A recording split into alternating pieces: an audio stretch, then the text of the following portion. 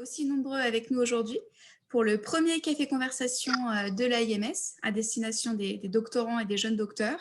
Donc, c'est une initiative portée par le CA qui, début 2020, a créé une commission doctorale. Vous avez peut-être pour la plupart reçu un questionnaire qu'on vous a envoyé en novembre-décembre pour cerner vos attentes, vos besoins. Et dans ces besoins, dans ces demandes, il y avait notamment des demandes de petits rendez-vous informels pour discuter de certains points qui nous sont à cœur. Et donc, la thématique qu'on va aborder tous ensemble aujourd'hui, c'est tests sur articles et monographies, deux approches de recherche antagonistes de la conception à la qualification. Donc, l'objectif, c'est vraiment de répondre à toutes vos questions dans un échange assez informel, en tout cas plus informel que d'habitude. Et pour répondre à vos questions, on accueille avec plaisir aujourd'hui les professeurs Bouty et Charer-Peuchy, que du coup, j'invite à se présenter pour commencer. Qui commence? Isabelle, professeur Bouty, vous avez votre micro qui est coupé. Bon, je ne sais pas pourquoi il s'est coupé. Quelqu'un m'a coupé mon micro. Non, mais vas-y Sandra, je t'en prie, commence. Bon, alors, donc là, c'est bien, tout le monde m'entend. Bon, alors, je vais être rapide parce que le but, c'est pas de parler de nous, c'est avec vous. Moi, je suis professeure à l'Université Paris-Sud depuis 2003, qui est devenue l'Université Paris-Saclay il y a un an, sous des effets de commu. J'ai dirigé la première DSHS de cette université qui a été créée en fait dès 2015 et qui a comporté jusqu'à 800 doctorants inscrits, accueillis au sein de 37 laboratoires, et cette école doctorale était coopérée par 10 établissements du plateau de Saclay. J'ai arrêté en 2018, un autre directeur a pris ma suite, et depuis, je dirige le laboratoire Rythme, qui est un laboratoire d'économie et de management de l'Université Paris-Saclay. Alors, Rythme pour réseau, innovation, territoire et mondialisation, qui sont à peu près les objets de recherche sur lesquels économistes et gestionnaires se retrouvent. Et puis, en termes de recherche, je travaille depuis à peu près ma thèse, en fait, sur les processus d'apprentissage organisationnel, et je m'intéresse, on va dire rapidement, à comment les collectifs organisés, comment les acteurs apprennent. J'ai investi essentiellement 2 types d'outils de gestion, les systèmes de lancement d'alerte. Alors, depuis quelques années, je ne remonte pas jusqu'à la thèse, donc les systèmes de lancement d'alerte, et plus récemment, les dispositifs de e-santé, et en particulier les applications smartphone de e-santé. Voilà. Donc, voilà ce que je peux vous dire en 2 mots.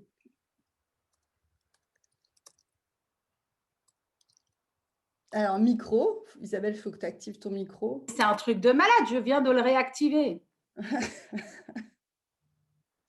Bon, je ne dois pas taper assez fort sur le bouton. Mes excuses. Donc, bonjour à tous. Donc, moi, je suis Isabelle Bouty. Je suis professeure à l'Université Paris-Dauphine PSL. J'ai l'honneur et le plaisir d'être présidente de notre association depuis 18 mois maintenant et jusqu'au mois de juin.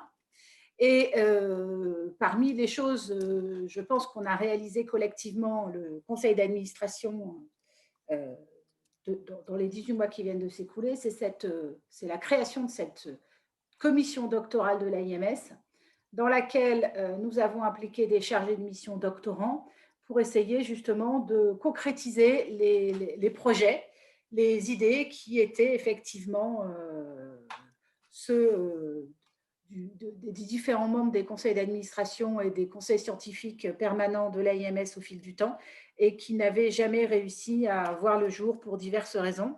Et donc, je suis très, très heureuse aujourd'hui d'être là pour le premier café conversation. Voilà. Juste 2 éléments sur mes domaines de recherche. On ne sait jamais, ça peut être utile à éclairer 2-3 choses. Donc, moi, ce qui m'intéresse, c'est la fabrication des processus et des pratiques organisationnelles comme eux-mêmes des processus qui sont à la rencontre de diverses influences, et notamment des influences organisationnelles, des influences institutionnelles, et puis des influences aussi personnelles, puisque les processus et les pratiques sont mises en acte de toute façon par des individus, par des membres de l'organisation. Voilà, alors ça peut se décliner sur tout un tas de processus ou de pratiques, de créativité, de coordination, entre autres. Pas que, mais pour l'instant, c'est les deux processus et pratiques qui m'intéressent en recherche pour le moment. Voilà. Merci beaucoup à toutes les deux pour vous être présentées. Je vais quand même vous présenter à tous l'équipe de la commission doctorale. Donc, il y a Malek Benhamida, qui est doctorante en 2e année à TSM. Il y a aussi Audrey Roux, qui est doctorante en 4e année à l'Université de Montpellier. On a également la participation de Grégory Blanchard, qui va aujourd'hui live tweeter. Donc, si vous voulez retweeter ses tweets, il va faire un live tweet pendant notre petit café conversation. Et moi-même, donc en 90e nom, en 4e année de thèse à l'IREJ, à l'Université Savon-Blanc. J'ai fait un gros affiche, mais non, pas 90, seulement 4. Alors, un petit mot sur comment va se dérouler ce café conversation. On a pris connaissance des questions que certains d'entre vous ont posées lorsque vous vous êtes inscrits et pour s'assurer de parler de tous les sujets qui vous intéressent de manière assez équitable, on a divisé ce café conversation en 4 temps. 3 premiers temps d'une demi-heure en évoquant de manière égalitaire la monographie, la thèse paratrique et comment choisir entre ces 2 types de thèses. Pendant ces 3 premières parties, on vous invite à poser vos questions directement sur le chat. Et donc, Audrey, Malek ou moi-même pourront tout à fait répéter les questions qui reviennent le plus, notamment dans le chat. Ou alors, si vous souhaitez vous-même poser votre question, pas de problème. Vous avez juste à lever la main et on vous donnera la parole. Si vraiment il y avait trop de mains levées, on se contenterait du chat, mais je pense qu'à 90, ça devrait pas poser de problème. Et ensuite, on a réservé un petit temps pour répondre à toutes les questions qui pourraient continuer à vous venir en tête pendant l'heure. Je vais donc passer la parole à Audrey qui va s'occuper d'animer la première partie sur la monographie. Oui, merci Angélique. Du coup, professeur Sharia Mouti, pardon, Sharia Mouti et Mouti, la première question, c'était finalement comment vous la définirez la monographie et comment on pourrait la structurer? Alors, dites qui commence parce que peu importe, mais. Pas vous alors. Ah bah, d'accord. Bah alors, écoutez, en fait, d'abord, le sujet qu'on va aborder est vraiment, vraiment important et je pense que c'est en plus le bon moment, même si ce n'est pas la première fois que dans la communauté, on parle de ça, parce que je pense qu'on est vraiment à un carrefour et à une forme de maturité des formes, même si les choses ne sont pas normées comme on va le voir ensemble. Alors, il y a d'abord pour parler de monographie, en fait, dans nos domaines et dans notre discipline, la monographie, c'est vraiment une étude, on va dire, complète, d'accord ? Bornée dans le temps et dans l'espace, sur un terrain et avec une épaisseur temporelle qui est plus ou moins importante, et qui se consacre entièrement à une problématique donnée, problématique qu'on peut ou pas découper en sous-questions, ça c'est encore autre chose. Donc ça, c'est pour la monographie. Maintenant, traditionnellement, vous avez tous pu voir des thèses assistées à des soutenances, etc. La monographie, elle se présente en une succession de chapitres. Les premiers traitent de théorie, de revue de littérature, puis vient le cadrage conceptuel, puis vient la méthodologie, puis l'empirie, puis l'analyse, puis la conclusion, le bouclage, etc. Bon, ça, c'est la présentation, on va dire, classique d'une monographie, peu ou prou, quelles que soient les méthodes, quelles que soient les questions, etc. Les frontières, on en parlera sûrement après, mais peuvent être assez floues, en fait, avec une thèse par essai ou dite par article.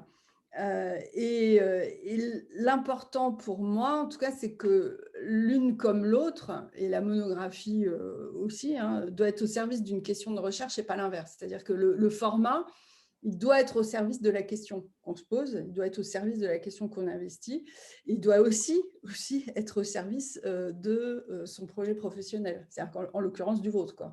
Tous les doctorants n'ont pas forcément le même projet professionnel, n'ont pas forcément la volonté d'embrasser une carrière académique, non pas, ou pas tout de suite, ou au contraire, c'est l'inverse, c'est un retour vers, etc. Donc, la thèse qui est et qui reste aussi un exercice de méthodologie, un exercice pour faire ses preuves, démontrer des compétences, il faut aussi que le format de cet exercice puisse vous servir et servir la question en même temps qui est instruite. Donc, voilà, la monographie, quelque part, c'est la thèse qu'on pense tous connaître, qu'on a déjà lue et relue.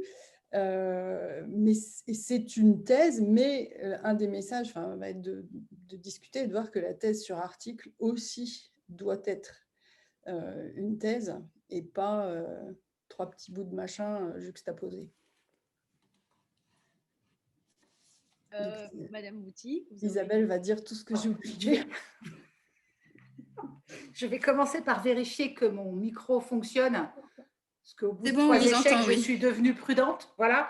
Alors, j'abonde dans le sens de ce que vient de dire Sandra, parce qu'il me semble que on pose souvent la question du format de la thèse en oubliant que la question fondamentale, c'est la question de qu'est-ce que c'est qu'une thèse.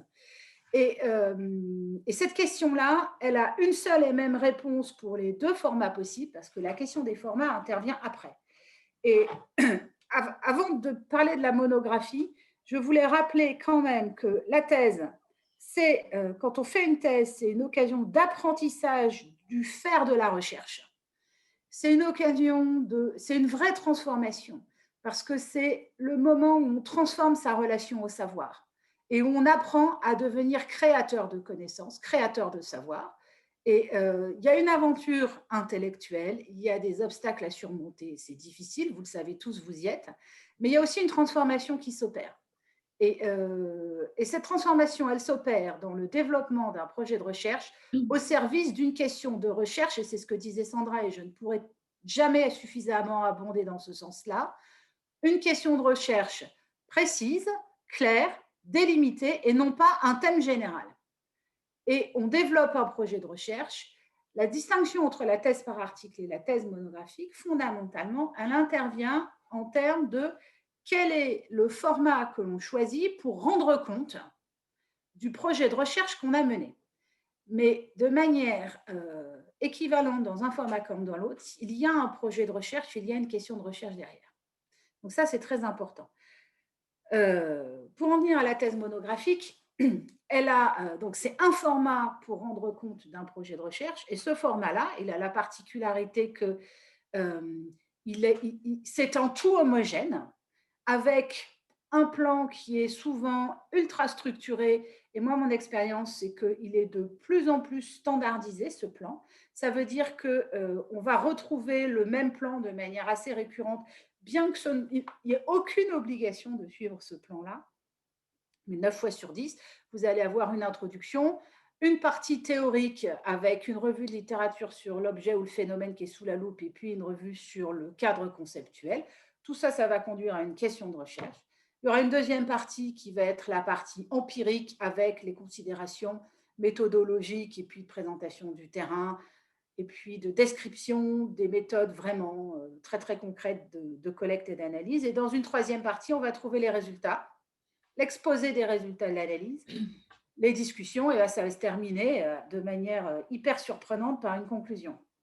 Voilà. Et moi, ce que je vois, c'est que de plus en plus, les thèses monographiques, elles ont ce format standard.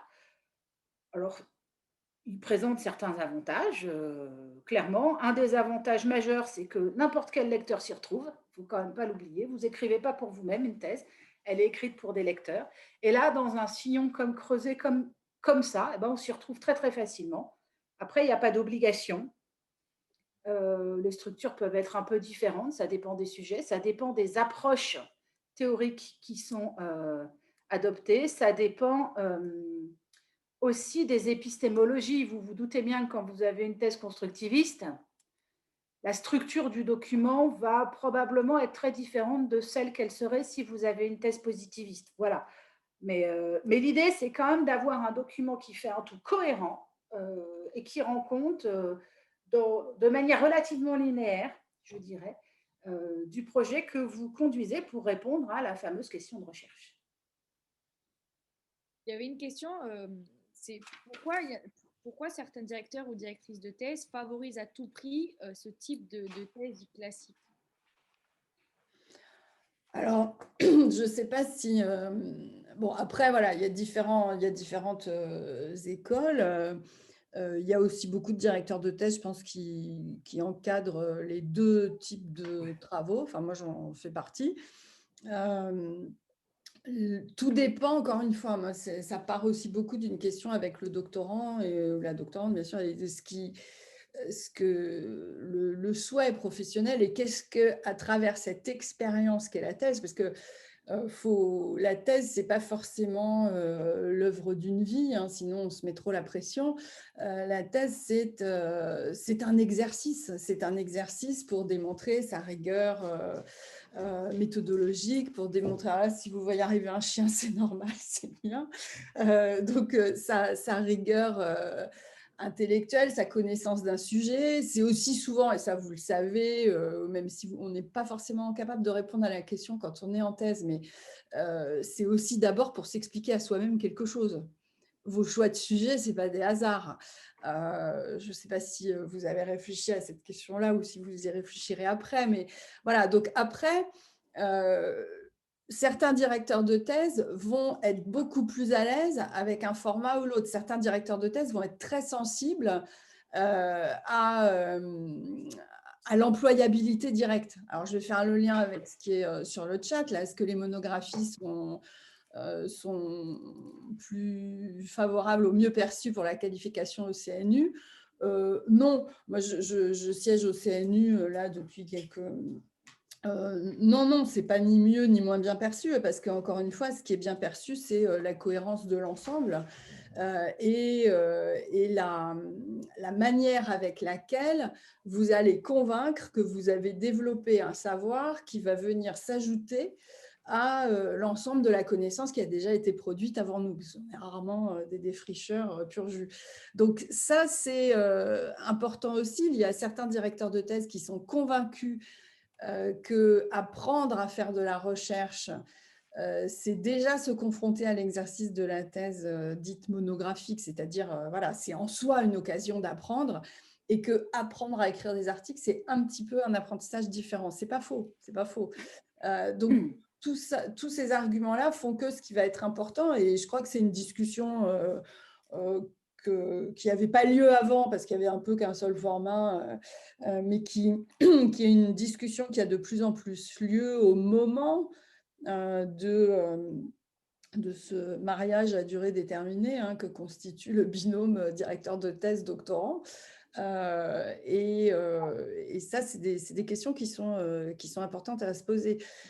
Certains directeurs peuvent être très à l'aise avec, par exemple, les thèses sur articles, parce que c'est un format, par exemple, en finance, en management stratégique, on n'a pas trop ça, mais en finance, certains directeurs ne fonctionnent plus que comme ça, parce que ça correspond aussi au job market et à l'employabilité future des doctorants. Donc, il y a aussi des petites différences disciplinaires au sein même des sciences de gestion et du management. Bien, avec ce point-là, on s'est posé une question, c'était finalement quand on est sur une monographie, comment on arrive à la traduire en publication, alors que ça soit en publication à des visées de public professionnel ou même pour de la recherche avec des articles? Moi, je pense que cette question, elle se pose parce qu'on a une mauvaise compréhension de ce qu'est la monographie. La monographie, quand on écrit une thèse monographique, on s'embarque dans l'écriture d'un document de 300 pages schématiquement. Et Et on a tendance à voir ce document comme une sorte de monolithe où tout dépend de tout et où rien n'est isolable du tout. Et à mon avis, c'est une erreur. Et si on arrête d'y réfléchir comme ça, on se met en position de pouvoir identifier des morceaux qui deviennent des supports possibles de publication. Et quand je dis supports possibles de publication, c'est-à-dire des morceaux de la thèse, des angles particuliers, des passages, des thèmes qu'on aborde qui peuvent être transformés en communication ou en papier. Et en fait, donc, se mettre en position de faire des productions scientifiques sur la base d'une thèse monographique, ça demande d'avoir une certaine vision de sa thèse et non pas de saucissonner la thèse a priori. Et ça demande d'avoir une certaine position par rapport à sa thèse en se disant, par exemple, voilà, alors j'arrive finalement à un modèle, et ben mon modèle, il faut que j'accepte que, en fait, il y a des zones, il y a des différentes zones ou différents morceaux à l'intérieur qui, chacun, peuvent faire l'objet d'une publication. Voilà. Et à partir du moment où on voit ça, on est capable d'écrire les papiers ou les intentions de communication issues de la thèse. Okay. Mais on en reparlera au moment de la thèse par article, mais je crois que c'est une fausse idée de croire que c'est du tout cuit dans la thèse par article. Il y a une question de Sophie dans le chat qui dit quand on essaye de publier des articles avec une thèse monographique, est-ce qu'il n'y a pas des risques du coup d'autoplagiat? Ben, si, non, alors, pas vraiment, parce que en fait, c'est différent, hein, c'est deux exercices complètement différents. Moi, je suis complètement d'accord avec ce qu'a dit Isabelle. Un article qui va paraître dans une revue, d'accord, c'est un article, une idée. D'accord, on ne va pas… voilà. Donc, la difficulté souvent pour les thèses monographiques qui sont riches parce qu'un seul chapitre de thèse sur une revue de littérature, quelle qu'elle soit, va peut-être faire le tour, tordre, débattre de 3 ou 4 controverses dans un même champ. D'accord? Donc, ça va donner un chapitre qui va avoir, je ne sais pas, 50, 70 pages, n'importe quoi, et va y avoir beaucoup d'idées qui vont être débattues, qui vont être abordées dans chacun des chapitres. Donc, bien évidemment, l'erreur serait de dire, eh ben, on va résumer tout ça en 20 pages et ça va faire un article. Et là, c'est le piège. En revanche, le gros avantage, c'est qu'un article, une idée, si vous avez en même temps une idée au moment où vous construisez le plan de votre thèse, de la valorisation future que vous avez envie de lui donner, alors ça peut être de publier la thèse sous forme d'ouvrage, ça peut être d'écrire des articles, et puis ça peut être les deux. Ça peut être de valoriser la partie empirique, de valoriser la partie théorique, les deux. Voilà. Après, tous les découpages sont possibles. Mais en tout cas, un article, c'est une idée, pas 3. Un article, une question. Donc, c'est forcément, il va y avoir forcément de l'élagage. Hein, et au niveau de la publication d'un article, on est vraiment on taille comme un bonsaï. Hein, c'est précis, c'est fin, c'est… voilà. Il faut convaincre sur une partie tout à fait précise. Donc, il n'y a pas d'angoisse à avoir si faire une thèse monographique, est-ce qu'on va y arriver parce que est-ce qu'on va réussir à ramasser tout ça en peu de pages? C'est plutôt comment on va découper. La question qui est pertinente, c'est comment on va découper, et on peut même se débrouiller quand on monte l'échafaudage pour se poser la question de comment on va le démonter par partie pour pouvoir les publier. Donc ça, c'est un premier point.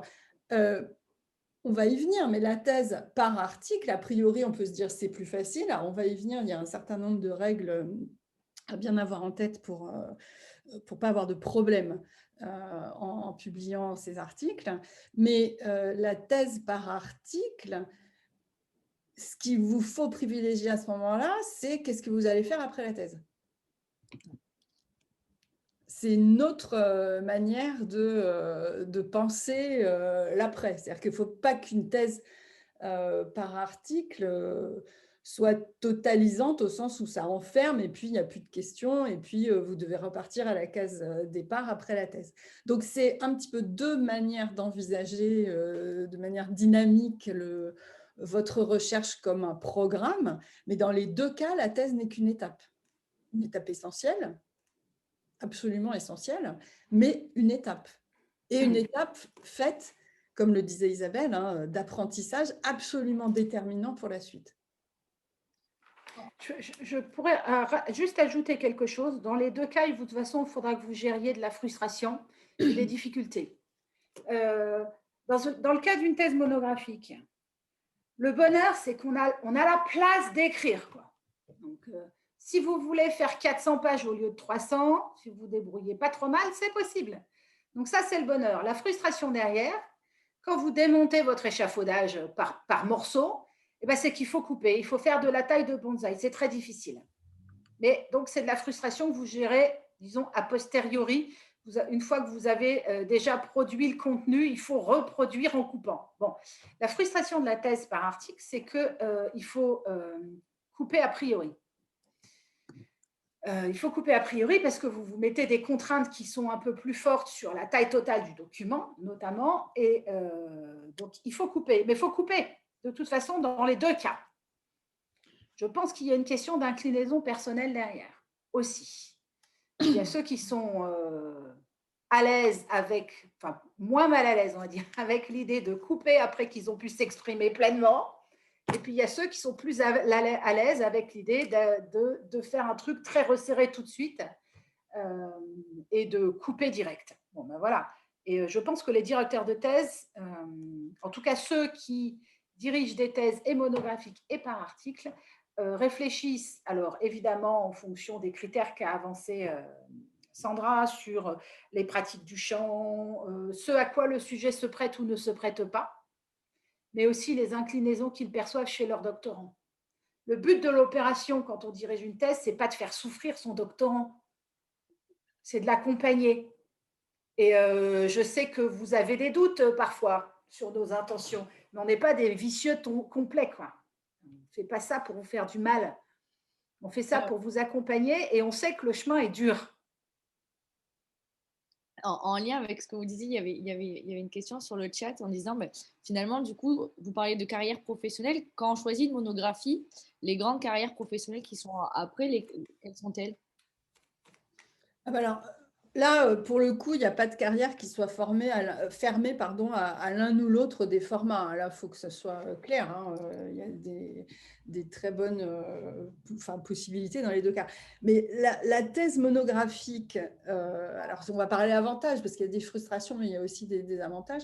La thèse monographique, l'avantage, c'est que vous avez appris à produire une recherche en profondeur sans vous borner par un format dans lequel il faut rentrer, etc.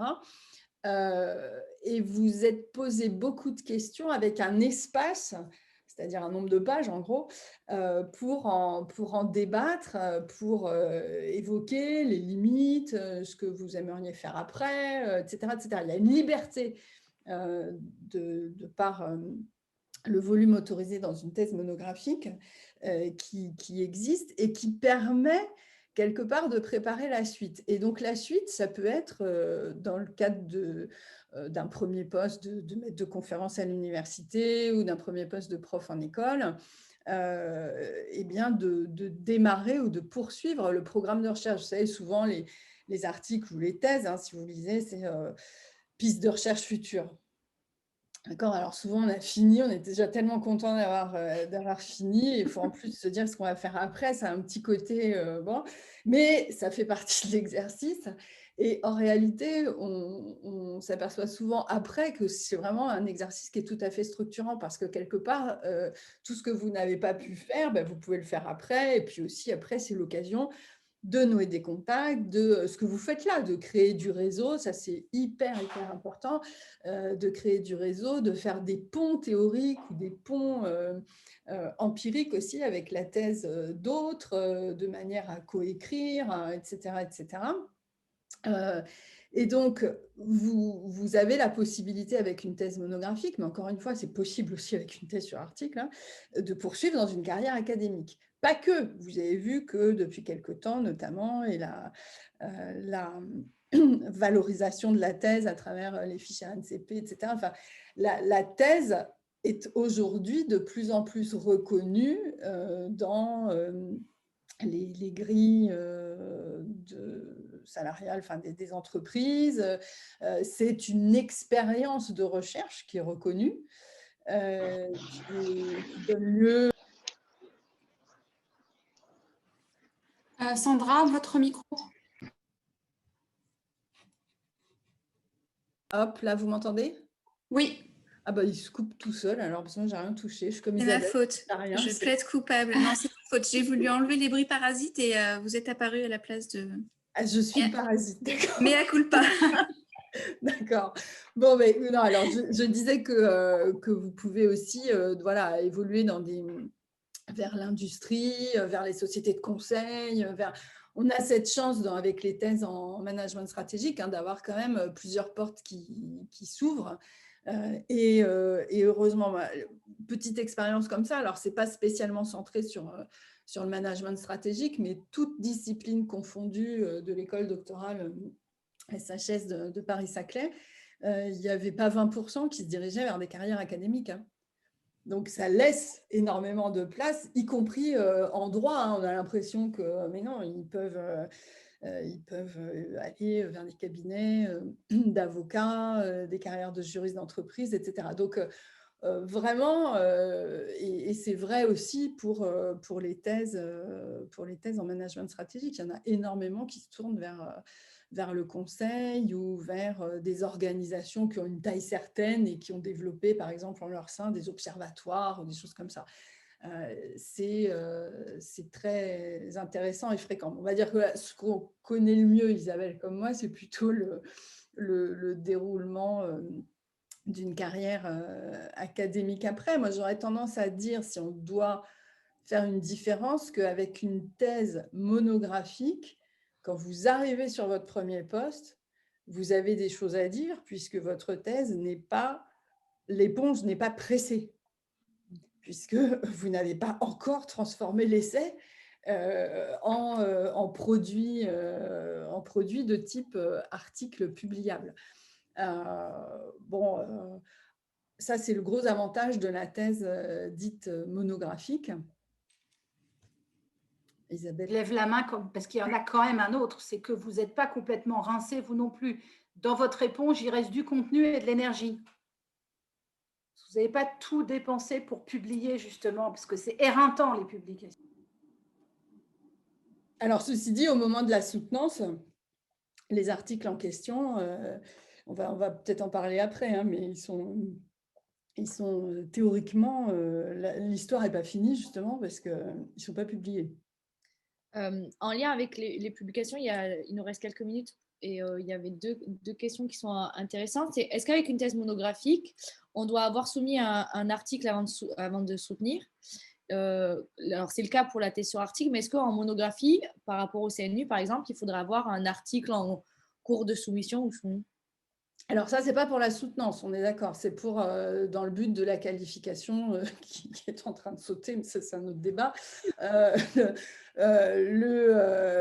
L'idée, c'est d'arriver, pour ceux qui veulent poursuivre dans une carrière académique, l'idée, c'est d'arriver en montrant que, vous avez fait une thèse et une bonne thèse. Alors moi, je n'arrêtais pas de leur dire une bonne thèse est déjà une thèse soutenue, mais pas que. Il faut aussi avoir du contenu et il faut montrer que vous avez des choses à dire après et à entretenir un dialogue dans la communauté. Donc, ça passe par des papiers de conférence à l'AIMS. Ça vaut article, ça, au CNU, papier de conférence à l'AIMS, parce qu'on sait que c'est très, très difficile. Ça peut, je dis AIMS parce qu'évidemment, on est là, mais ça peut être EGOS, URAM, enfin, peu importe. C'est des grandes conférences adossées à des associations. Donc, et ça peut être évidemment un article publié ou un article dans les tuyaux, mais on sait très bien, on ne peut pas vous demander et de faire une thèse en 3-4 ans et de publier et de… Voilà, il faut être… Mais montrer que vous avez compris l'exercice et que l'exercice, ce n'est pas la thèse, tac, ça s'arrête sous cloche le jour de la soutenance, quoi. Non, il y a des ramifications, il y a des valorisations possibles après, des dialogues. Voilà, on aura peut-être aussi l'occasion de reparler de warning sur les copublications, en particulier avec le directeur de thèse et seulement le directeur de thèse. Voilà, vous devez vendre votre travail, c'est vous qui faites la thèse, c'est vous qui devez publier et signer. Je vais pas me faire des copains, mais je m'en fous.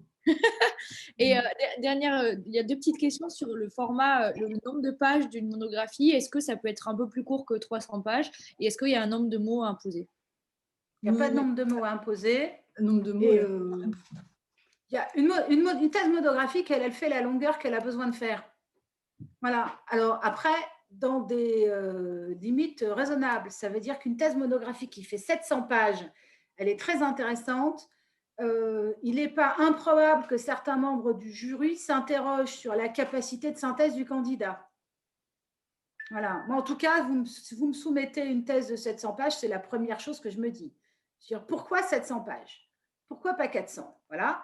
À l'inverse, une thèse monographique de 150 pages, on s'interroge sur la capacité d'écriture du candidat. Voilà. Donc, quand je disais 300 pages, c'est l'ordre de grandeur usuel. Maintenant, il y a des variations parce qu'il n'y a pas d'obligation. Oui, et puis c'est avec annexe, sans annexe, tout dépend de ce que c'est vous ça. mettez dans les annexes. Bon, mais globalement, quand même, un chapitre qui dépasse les 70-80 pages, il faut un peu s'interroger effectivement sur droit au but, quoi. Hein, voilà. L'important, c'est de prendre le lecteur par la main de bout en bout, sachant qu'une thèse n'est pas amenée, n'est pas quelque chose qu'on lit de la première à la dernière page sans s'arrêter. Hein, même 300 pages, il faut réfléchir, etc. Donc, il faut prendre le lecteur par la main, il ne faut pas lui lâcher la main. Donc, si ça fait 1000 pages, à mon avis, vous lui lâchez la main plusieurs fois, quoi. Il est bien sympa d'y revenir. Donc, ça, c'est vraiment… Il faut viser l'efficience quand même un peu du propos. Mais ce n'est pas au poids, c'est pas… Voilà, tout dépend du sujet. En fait, là, on est en train de… Si c'est une question archi précise dans une littérature qui est déjà très débattue, il n'y a peut-être pas besoin de… si par contre c'est un sujet totalement nouveau pour le management et qui vient de 5 disciplines différentes, bah, ça va peut-être nécessiter une mise en contexte un peu plus épaisse. Mais bon, globalement, essayez d'aller penser aux membres du jury. Ça dépend aussi, les thèses quali en général sont plus longues. Parce que ça prend plus de place d'exposer les données. Ok, merci beaucoup. Est-ce que vous voulez rajouter quelque chose sur la monographie ou est-ce que dans le chat, vous avez des dernières questions brûlantes avant qu'on passe sur la thèse sur article, en sachant qu'on a aussi quelques questions qui sont sur le chat qu'on viendra à la fin entre la comparaison entre la thèse sur article, la monographie et les questions additionnelles. Alors, il y a une question là sur la copublication d'un article. Est-elle fortement recommandée? Si on est seul à tout écrire, est-ce OK? Bien sûr que vous pouvez, et même c'est plutôt bien hein, d'arriver à montrer que vous savez publier tout seul sur votre thèse. La copublication, c'est plutôt bien aussi parce que vous démontrez que vous avez une capacité à travailler en réseau. Mais attention, si c'est lié à la thèse, protégez votre travail. Je veux dire, la thèse, il faut la voir comme un exercice, mais il faut la voir aussi comme un capital que vous allez faire fructifier après et dont vous aurez le retour sur investissement après. Donc, et ce retour sur investissement, il va passer par votre capacité à démontrer que vous maîtrisez les connaissances que vous avez développées, vous voulez les défendre, vous savez les défendre, vous avez besoin de personne pour, vous êtes le spécialiste ou la spécialiste de votre sujet en fait. Hein, au bout d'un moment, alors bon, après, chacun est différent, mais moi, je me rends compte que les doctorants sont mûrs pour passer vraiment à quand ils sont capables de me dire non, en fait. C'est-à-dire que quand on a des discussions et que je leur dis et si on allait par là, ah oui d'accord, et si on allait par là, ah oui d'accord, parce qu'en fait en gros toutes les portes sont intéressantes. Et puis à un moment donné, bah, vous êtes capable de dire à votre directeur non non non non, mais moi c'est pas par là que je veux aller, c'est par là. Bah, là c'est rassurant hein, pour un directeur. Bah, si c'est rassurant, si vous savez que vous voulez aller dans une direction, bah, valorisez ce que vous avez à dire. Seul ou avec des gens de votre réseau de doctorants. Voilà. Mais attention, valoriser, on y reviendra après la thèse. ça. Et puis, il faut quand même insister, c'est votre thèse, ce n'est pas celle de votre directeur de thèse. Et on peut, moi je suis vraiment, il faut être vent debout contre l'idée que c'est autre chose que votre thèse. Et d'ailleurs, je vous rappelle que souvent, on vous fait signer un document en début de thèse en disant que c'est la responsabilité de l'auteur. L'auteur, c'est bien vous, c'est votre thèse. Donc, et ça, c'est vraiment très, très important parce que vous y mettez de vous, vous y mettez de l'engagement. Donc, il est tout à fait normal que vous en récoltiez aussi les fruits. Et on s'est rendu compte, on a discuté avec Sandra hier, on s'est rendu compte, elle et moi, chacune de notre côté, que finalement, il n'était pas si fréquent que ça que les doctorants puissent revendiquer leur thèse comme étant à eux. Mais si, c'est bien ce dont il s'agit. Bon, personne n'est dupe, hein. Tout le monde sait quand c'est le terrain investi par un doctorant. Voilà. Mais justement, allons au bout et publier seul. Ok, eh ben, merci beaucoup. En parlant d'ailleurs de publication, Malek va prendre du coup la main sur les questions sur la thèse sur article. Oui, maintenant on passe donc à la deuxième approche. Vous m'entendez bien? Tout à fait. Très bien.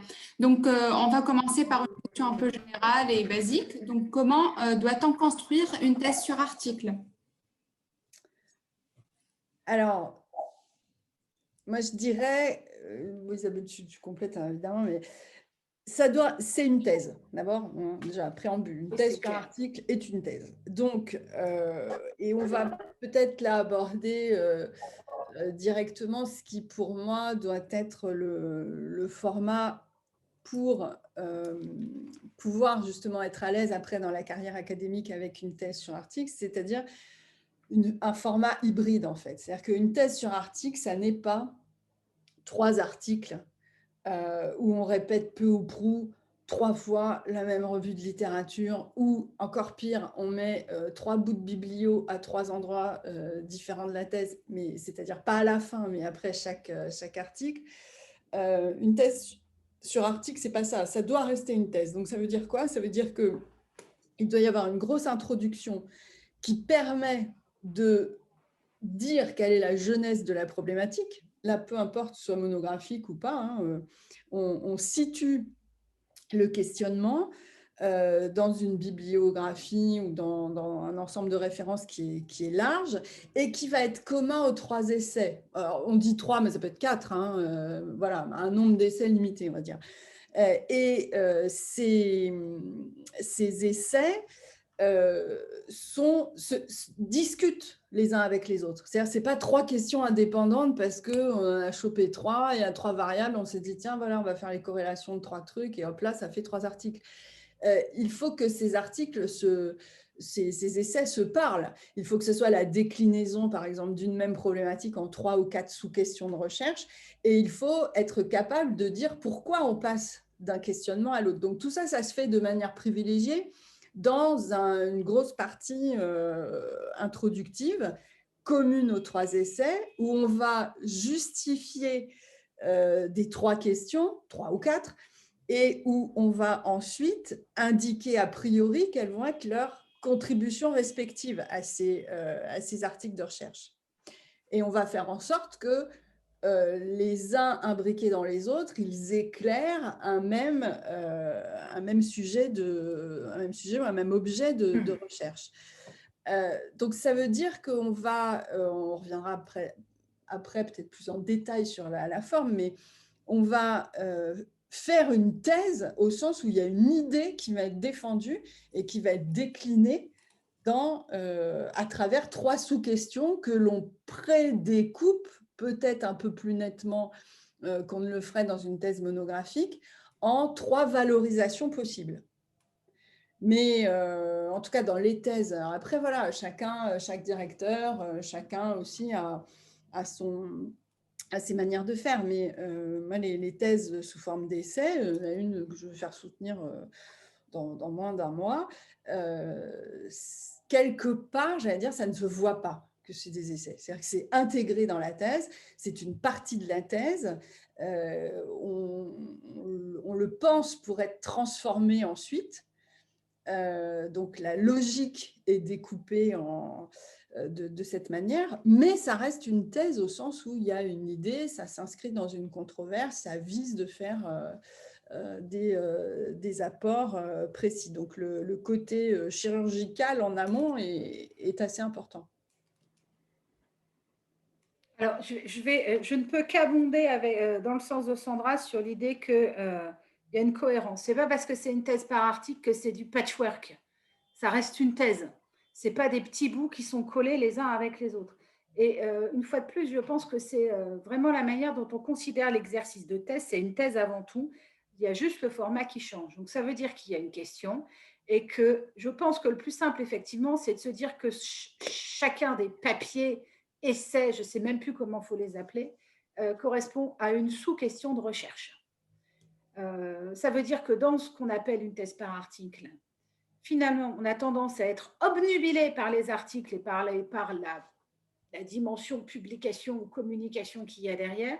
À mon avis, c'est une erreur parce que la qualité de la thèse, elle se voit, là je parle de la thèse, et donc du doctorant, elle se voit dans la qualité de cette fameuse méga introduction ou chapitre programmatique et dans la qualité de la discussion transversale qui vient fermer le tout. Donc, dans l'ouverture et la fermeture, parce que c'est là que sont les discussions où il y a énormément de mise en relation, de valeur ajoutée, où la capacité à faire sens et à contribuer sont vraiment manifestes. On les oublie, à mon avis, c'est une erreur. C'est les deux parties les plus importantes d'une thèse par article. Et on les oublie pourquoi? Parce qu'on est obnubilé, enfin, je dis on. Au moins certains doctorants et certains directeurs de thèse et certains collègues sont obnubilés par la question de la publication. Pourquoi? Parce qu'ils voient la thèse par article comme étant une collection de choses qui ont été publiées ou communiquées. À nouveau, il faut penser au lecteur. Ce n'est pas possible de livrer au lecteur un chapitre programmatique et puis après 3 papiers avec chacun une revue de littérature qui est la même largement la même pour les 3 papiers, des méthodos qui se ressemblent beaucoup et vas-y, je répète. C'est impossible de livrer une thèse comme ça. Il faut penser au lecteur, il faut penser au rapporteur. Et du coup, la forme que va prendre une thèse par article, idéalement, c'est une thèse dans laquelle il y a autant de chapitres que de projets de publication spécifiques. Et en bas du titre de chacun des chapitres est donc indiqué la forme qu'ont pris les productions qui sont fondées sur ce chapitre-là. Donc, par exemple, ce chapitre a fait l'objet d'une communication à la conférence machin, etc., etc. Il fait l'objet actuellement d'une soumission à telle revue. Je vous en passe des meilleurs. Et il faut indiquer les auteurs et les codes-parts contributifs des auteurs. C'est extrêmement important. On va y revenir. C'est une question qui est centrale. Je sais qu'elle tient à cœur aussi autant à Sandra qu'à moi. Il faut qu'on en reparle. Mais dans une thèse par article, ça doit être indiqué. Mais ça ne veut pas dire que les chapitres sont les articles copiés-collés. Surtout pas. Il y a plus que ça à dire. Ce sont les supports des articles. Maintenant, il n'est pas rare de croiser des thèses dans lesquelles c'est les chapitres qui sont copiés-collés. Les articles qui sont copiés-collés. Moi, j'ai été plusieurs fois dans des jurys de thèse comme ça me pose question. Surtout quand tout le monde se félicite et que le chapitre programmatique et la discussion transversale sont ultra maigrichants. Il y a un problème. Je me demande si la personne que j'ai en face de moi qui est candidat a vraiment quelque chose à dire. Je vous le dis franchement, moi ça m'interroge. Ou alors, si cette personne, dans le cas où elle a quelque chose à dire, on ne l'a pas empêché de le dire. Je ne sais pas. C'est une question en tout cas qui se pose vue de l'extérieur. Voilà. Donc, ne soyez pas obnubilés par la publication. Par ailleurs, ce qu'a dit Sandra est tout à fait juste. Utiliser certains chapitres pour en faire des communications dans des conférences reconnues, ça entre dans les cases. Donc, il y a des problèmes de timing si vous êtes obnubilé par les publications. Il faut y penser aussi. C'est très, très contraignant, ça. Alors, moi, j'irai même plus loin et je vous invite, je vais essayer de vous mettre dans le chat quelques petits liens, mais vraiment, je vous invite à regarder où que vous soyez inscrit le règlement intérieur de vos écoles doctorales. Pourquoi? Parce que, et là, il faut vraiment être très clair, autant sur la thèse monographique, ça ne pose pas de problème parce qu'il y a des usages, et puis voilà. Mais sur la thèse par article, ou dite par essai, ou voilà, celle dont on parle là, ça n'est absolument pas normé au niveau national. C'est-à-dire que certaines écoles doctorales vont dire, pour soutenir, il faut qu'au moins un des 3 essais soit accepté dans une revue classée, D'autres vont dire, il faut que les productions soient parues, ou qu'il y ait au moins un DOI s'il s'agit d'un article, ou qu'il y a un motif d'acceptation s'il s'agit d'un chapitre dans un ouvrage, etc. Et d'autres, dont celle dont la mienne, hein, celle que j'ai dirigée, puis mais c'est encore comme ça, à Paris-Saclay, il est absolument impossible de publier avant la thèse pour des questions extrêmement importantes, hein, de copyright, de problèmes que vous pouvez avoir après. Si ça vous intéresse, je peux vous raconter 2-3 cas que j'ai découverts en marchant, hein, en dirigeant le D, et qui ont un peu permis de construire la jurisprudence. Et nous, on a dans notre... je vais vous le copier-coller dans le chat, hein, ça sera plus simple. Tac.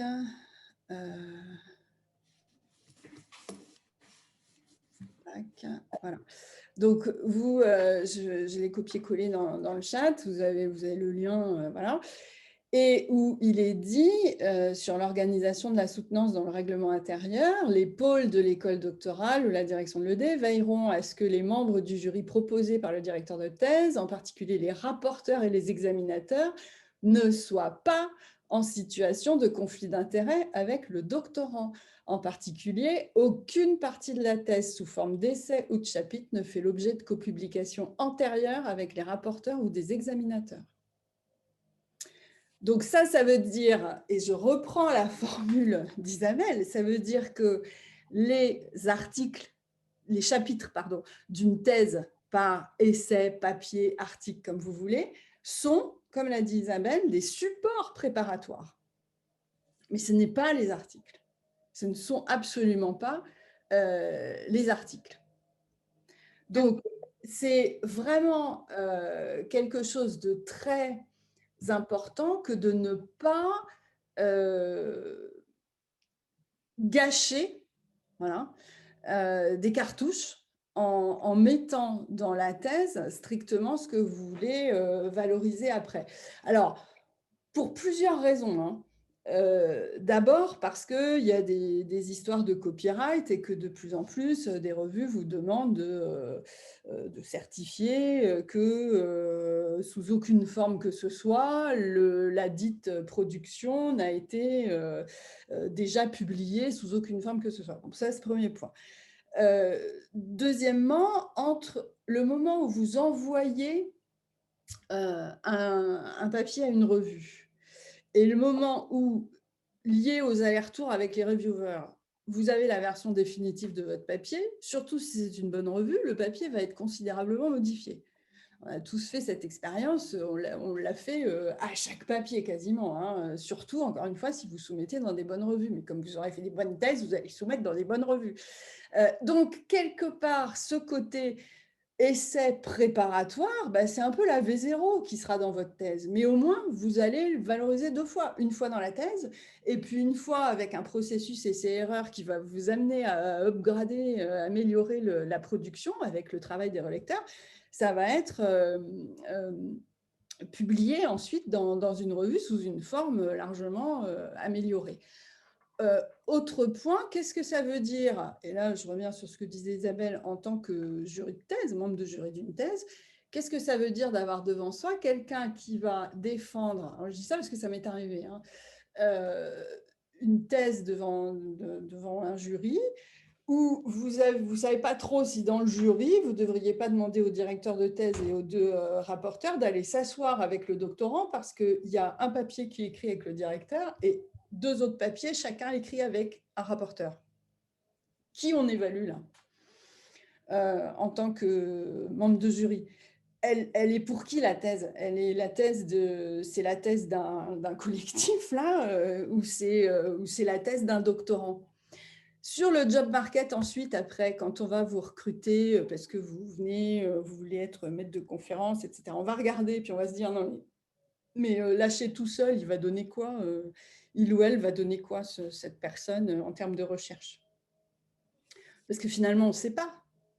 On n'a pas de quoi, voilà. Donc, et alors, attention aussi à un autre point, c'est des conflits qui peuvent apparaître post-thèse. J'ai eu un cas assez difficile à gérer entre deux doctorants qui avaient coécrit un papier. L'un soutient avant l'autre. Un des papiers constitue une partie de sa thèse.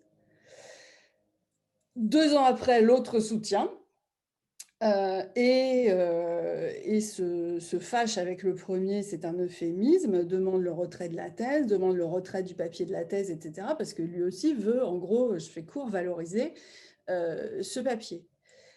La revue s'en mêle, problème de copyright qui apparaît, etc., etc. Bon, ça a été un cas très difficile à régler qui nous a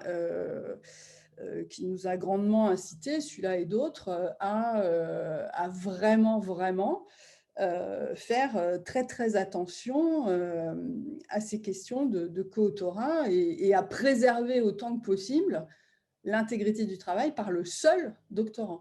Et exactement comme le disait Isabelle, je crois que c'était rappelé dans le chat là, vous pouvez dans ce chapitre préparatoire, moi j'aime bien cette expression, le chapitre préparatoire à la valorisation, dire voilà, il s'agit d'un travail qui a été initié dans le cadre d'une coopération avec Bidule et Bidule, et ma part dans ce travail a été l'analyse des données, a été la constitution des données, a été la discussion théorique, plus spécifiquement, etc.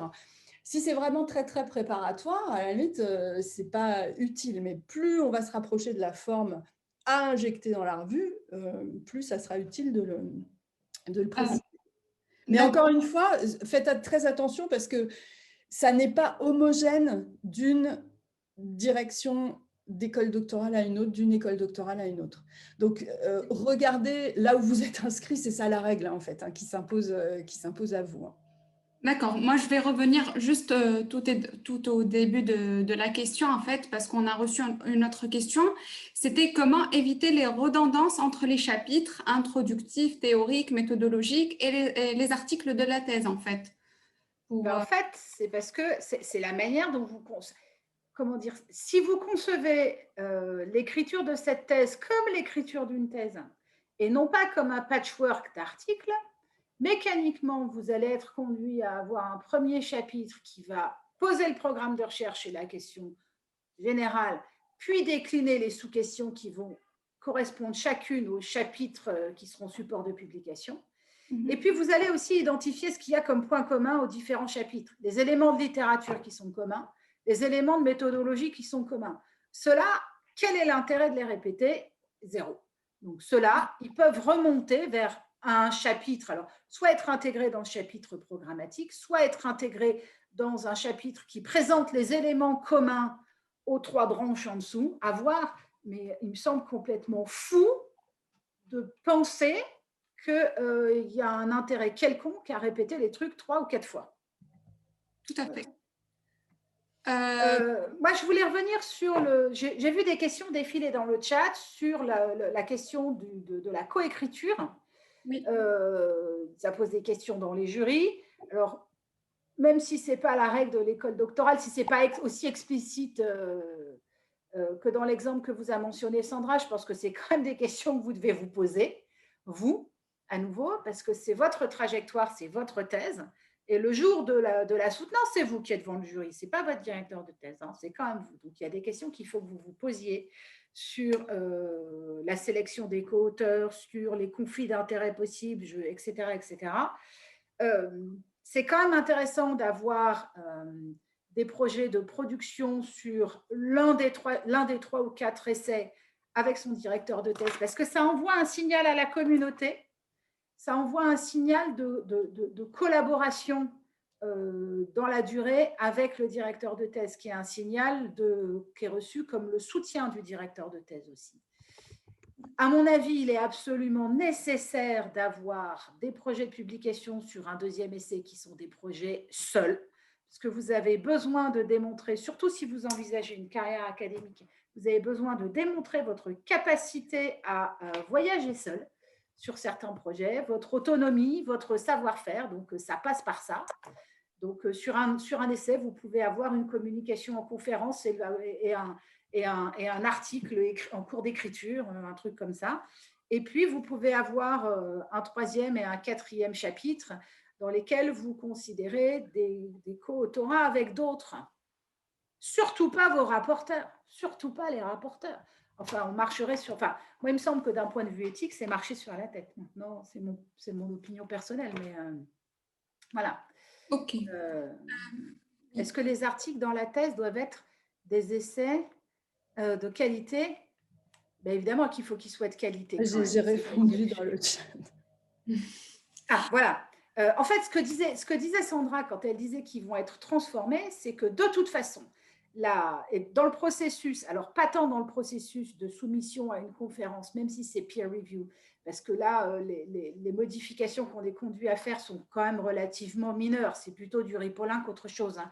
Mais dans un processus de publication d'articles, surtout dans une bonne revue, à partir du moment où vous entrez dans le processus de Revise et Resubmit, les évaluateurs vous conduisent à affiner les choses d'une manière telle et puis à affiner le positionnement de manière très, très poussée, ce qui fait que le produit final est souvent très différent du produit initial. Donc, il sera très différent de l'essai. Ça ne veut pas dire pour autant que l'essai est nul. D'accord. Dans ce sens, quels sont les critères d'évaluation d'une thèse par article? Justement, c'est la capacité à présenter quelque part un programme de recherche avec une capacité à sous-découper, sous-segmenter une question et à montrer que le candidat, la candidate doit montrer qu'il est capable de poursuivre différentes pistes en même temps, mais de montrer l'articulation entre ces pistes. Le choix des revues ne va pas être neutre non plus. Le choix des revues dans lesquelles vous les allez soumettre ne va pas être neutre parce que choisir de publier dans telle revue plutôt que telle autre, c'est choisir d'entrer en débat avec une communauté qui a déjà publié dans la revue. C'est très certainement aussi des reviewers d'une revue ou d'une autre. Ils ne vont pas vous emmener tout à fait sur les mêmes controverses dans le champ, sur les mêmes débats. Ils ne vont pas vous pousser de la même manière dans vos retranchements parce que la sensibilité des revues n'est pas la même. Donc, tout ça, c'est quelque chose que vous pouvez voir après. Ok, et pour ce format de thèse, est-ce que les papiers doivent-ils être obligatoirement publiés ou en révision, en acte de conférence? Il faut que, en fait, l'évaluation, elle se fait sur, à mon sens en tout cas, deux aspects. L'aspect de la construction de la thèse en tant que qui rapporte un projet de recherche dans son ensemble.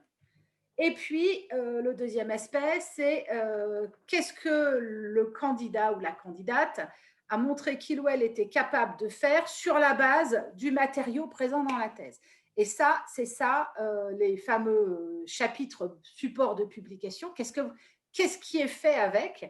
Et ces petites lignes qui sont en dessous, qui disent « Ce chapitre a donné lieu à une communication à la conférence machin », et cette communication est actuellement en cours de réécriture pour une soumission à tel journal. C'est ça qui nous permet de juger. La qualité des conférences dans lesquelles le doctorant ou la doctorante est allé présenter son travail. Le type de revue cible.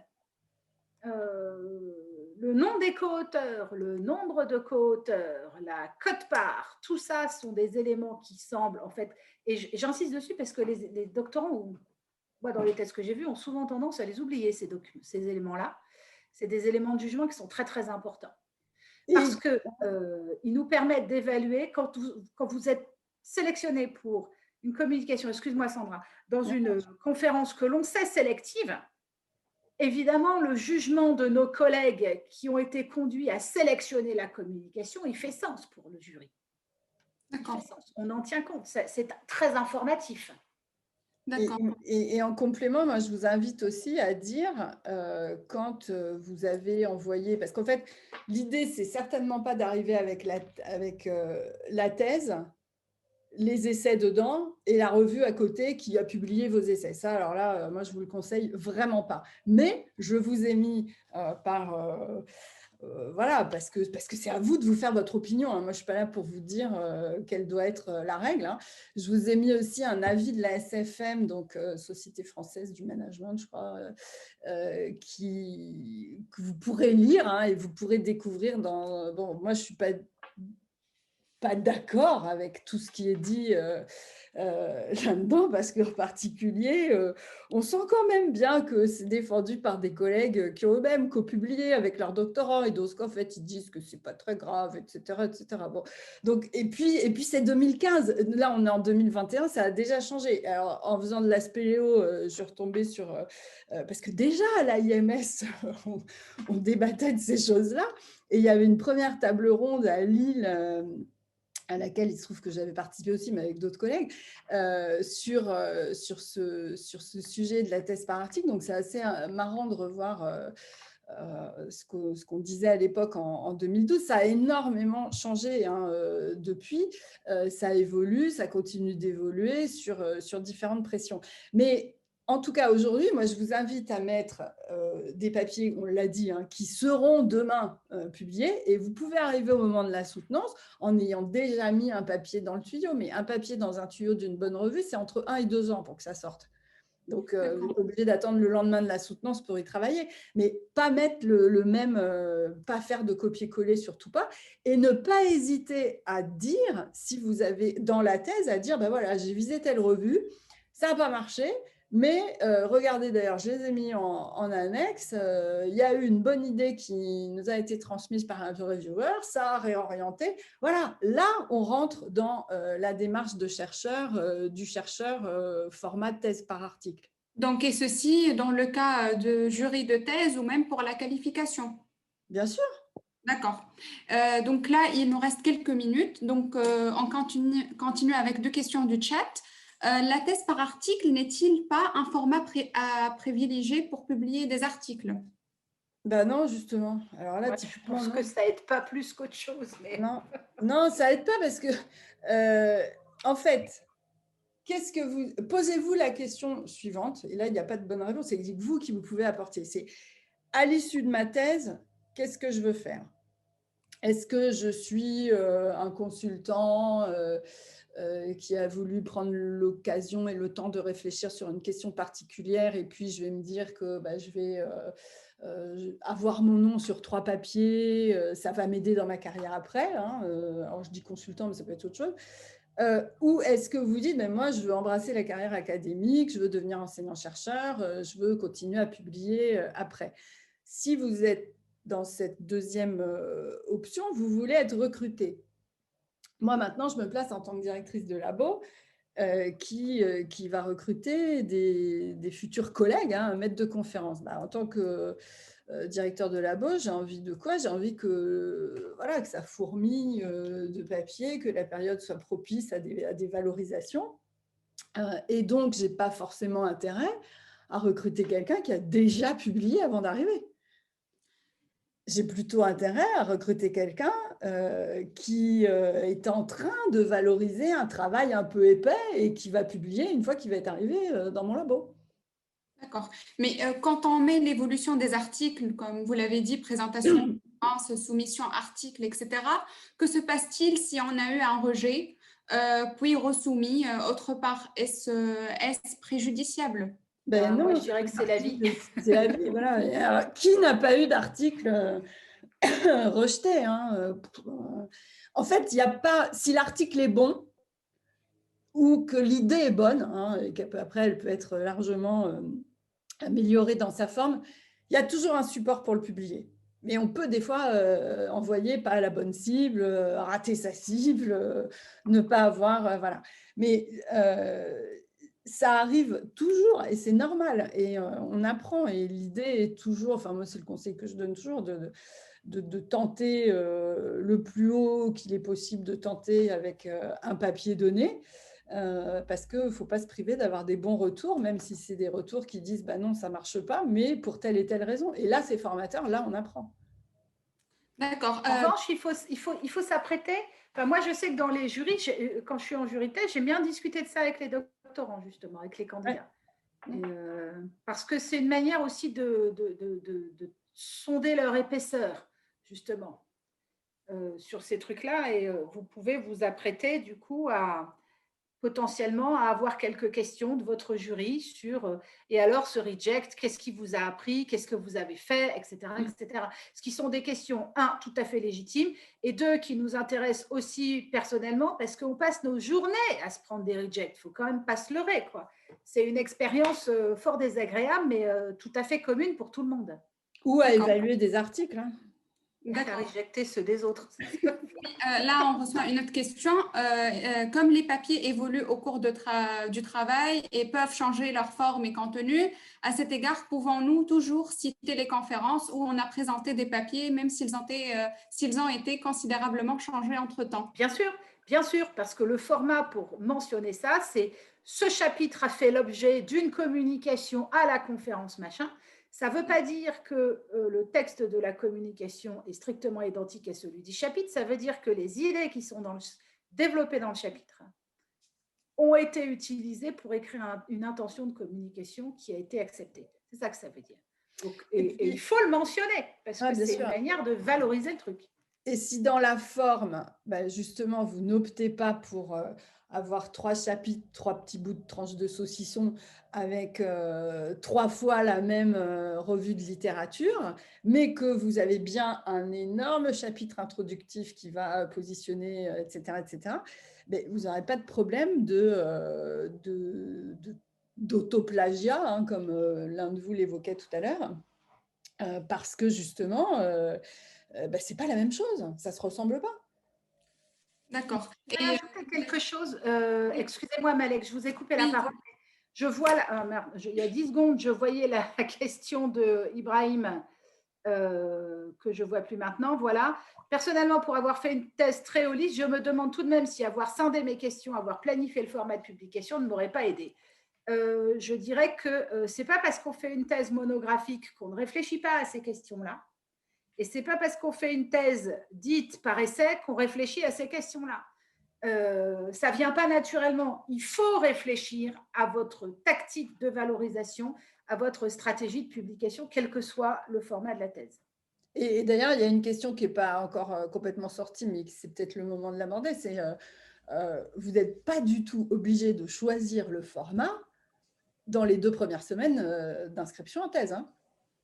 Vous pouvez prendre le temps d'explorer telle piste, telle autre piste. C'est multifactoriel le truc, ça dépend vraiment et de la situation et de votre appétence pour et des opportunités de terrain qui vont se présenter, parce que quelquefois, si vous avez un même terrain, bon, c'est une chose, mais vous pouvez avoir 3 terrains différents pour instruire une question, auquel cas, peut-être qu'assez naturellement, vous allez bien sentir le truc en 3 papiers possibles, ou à l'inverse, des questions vraiment différentes qui viennent s'imbriquer. Donc, c'est pas quelque chose il n'y a pas un bon moment, il n'y a pas une date, c'est pas J200 qu'il faut choisir ou rien, mais c'est pas non plus tout de suite. Vous pouvez vous donner un petit peu de temps.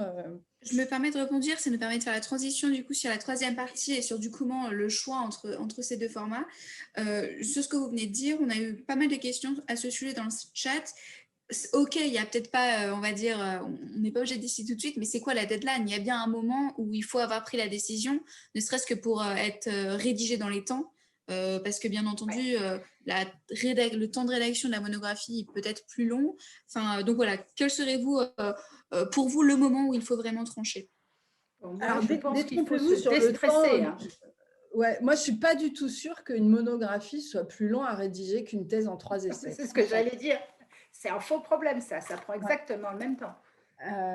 C'est souvent... alors pourquoi? Parce que c'est dur en fait d'écrire de manière découpée quelque chose qui ne doit pas l'être en fait. Donc c'est assez compliqué. Les deux, je ne crois pas qu'il y ait de format facile en fait. Hein, Donc, le bon moment, bah oui, c'est le moment où vous commencez à ressentir le besoin de rédiger des bouts. Et souvent, on commence par la revue de littérature. Et donc, la première version, on va dire, de la revue de littérature, c'est un peu qui a écrit quoi, qui dit quoi, pour histoire de ranger un peu les connaissances dans des tiroirs. Mais après, assez rapidement, c'est comment on se l'approprie, quelle est la stratégie d'écriture de la littérature que l'on va choisir pour instruire la question qu'on a posée. Et puis après, on y revient une fois qu'on a vraiment calé en mode entonnoir la question qu'on se pose. On reboucle. Donc voilà, moi je dirais que c'est à ce moment-là. Donc c'est un peu au plus tard, du plus tard en début de deuxième année, quoi. Hein. Voilà, là, il faut vraiment quand même. Mais encore que c'est. Bon, c'est même pas évident. En fait, ça ne vous dédouane pas de toute façon de réfléchir à ce que vous voulez faire en termes de production, parce qu'il est clair que pour entrer sur le marché du travail, on vous demandera ce que vous avez fait, ce que vous avez commencé à entreprendre, communication, soumission dans des bonnes revues. Est-ce que vous avez même un papier dans le pipe à présenter? Donc, ça ne vous dédouane pas de toute façon d'y réfléchir. Ça ne vous contraint pas à prendre une décision trop tôt. En revanche, souvent, les premières valorisations qui sont faites d'une thèse, avant même que le choix entre monographique par essai soit totalement définitif, c'est des valorisations en conférence. Et à ce moment-là, vous avez quand même un calendrier qui entre en ligne de compte parce que dans nos domaines, 90% des conférences, donc à ma connaissance, la SMS est quasiment la seule exception. Toutes les dates de soumission sont entre octobre et janvier. Si vous ratez le coche pour un an, vous perdez 12 mois. Donc, c'est ça qu'il faut se poser comme question. C'est à l'issue de la première année, au début de votre deuxième année de thèse, est-ce que vous faites un papier pour envoyer en conférence, oui ou non? Ça, c'est hyper important. Et après, vous faites votre truc et puis, arrivé au mois de novembre, décembre, janvier, vous vous demandez quel est le format que vous voulez donner. Mais vous avez les mains libres pour prendre l'un ou l'autre, du coup. Si vous ratez les dates de conférence, les dates de soumission, ben vous prenez énormément de retard. Je pense que ça, c'est vraiment important. Il y a une contrainte de calendrier là-dedans. Et après, Sandra l'a dit, mais je pense que ça vaut quand même le coup de le répéter.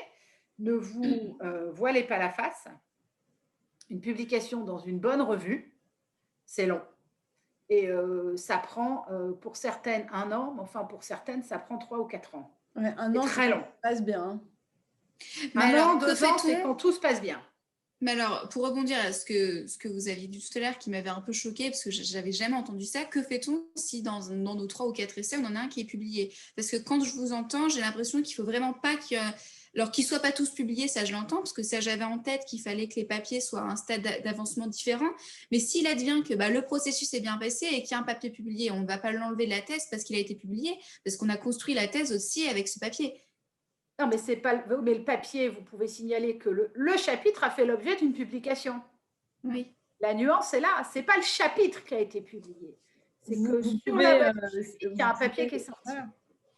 Oui, mais alors dans ce chapitre, dans cet article qui a été publié, à l'entrée du chapitre, on va faire du coup l'historique et la valorisation de la recherche. On va faire un petit résumé étendu. Mais qu'est-ce qu'on rajoute alors à un chapitre d'article? C'est plutôt l'inverse. Vous avez. Faut surtout pas le présenter dans la thèse comme la version qui a été publiée. Mais alors, on présente une version antérieure? Pourquoi pas? Ou une version étendue, ou une première version, ou une... Franchement, dans un article, on se saborde toujours parce qu'on est amené à réduire. Donc là, au contraire, rajoutez les arguments que les réviseurs vous ont fait enlever, ou, voilà, et reprenez, et dans sa forme. Ne commencez pas à introduction, puis comme dans un article. Allez directement à l'essentiel, intégrer, redécouper différemment pour ventiler différemment les bouts de cet article, et dites que cet article constitue, enfin ce chapitre, pardon, a donné lieu à une version remaniée, publiée sous telle et telle forme. Mais encore une fois, c'est d'autant plus important si votre école doctorale dit quelque chose sur ce sujet. Là, je prends bien encore une nouvelle fois la précaution de dire que certaines écoles doctorales font l'inverse, exigent qu'il y ait un… Alors, à mon avis, ça va changer tout ça. Ça va changer parce que là, au niveau des collèges doctoraux, c'est en train de se structurer au niveau national et que les nouvelles, les personnes qui sont en charge d'eux sont aussi celles qui ont eu des problèmes à gérer pour aider des doctorants à se sortir de situations délicates. Et je pense que le mouvement va plutôt être de ne pas prendre de risques ni pour le copyright, ni pour la carrière future des doctorants. Donc, c'est parce que c'est votre capital travail qui est à protéger. Mais encore une fois, si vous êtes inscrit vous êtes forcément inscrit dans une école doctorale, regardez ou allez discuter, pas seulement avec votre directeur, pas seulement avec le directeur de labo, mais avec la direction de l'école doctorale pour être très au clair des règles. Ça, c'est vraiment le plus important. Là, il y a une question de Mireille. Ça tombe bien parce que j'avais un autre exemple en tête.